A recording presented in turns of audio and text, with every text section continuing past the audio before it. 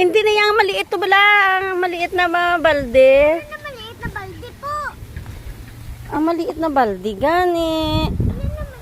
Ara na sa maibabaw. Ang ganda na ng tubo ng aming ang aming labanos. Puro na may laman.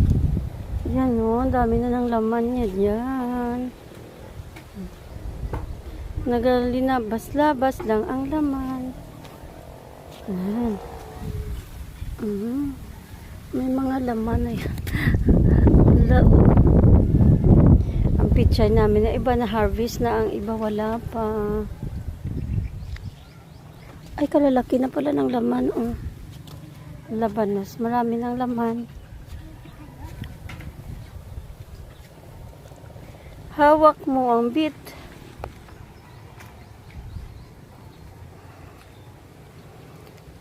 Naka-harvest na kami ng pichay.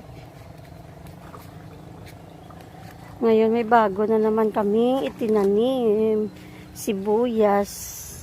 Sibuyas dito. Mayroon din lettuce. Mayroon din ano pa ba? Huwag mo na! Mamaya na! Nandun sa kabila mayroon din kami. Kamuti na nang lalaman. Mayroon mga sili. Ha? Yung amin na melon, mayroon ng bulaklak. Yung okra namin namumulaklak na rin. Ang iba may bunga na rin. Yun o. Ang liliit pa pero namumulaklak na. May bunga. Tsaka ito yung aming melon. Ay, ang dahon ng melon namin sira ng insekto. Yan o, ang dami na ng yan o, nagkakahanap na sila. Mayroon na mga bulaklak. Ayun, marami ng bulaklak. At saka yung sitaw, namumulaklak na rin. Grabing init kasi Ayan, marami kaming sitaw na ganun.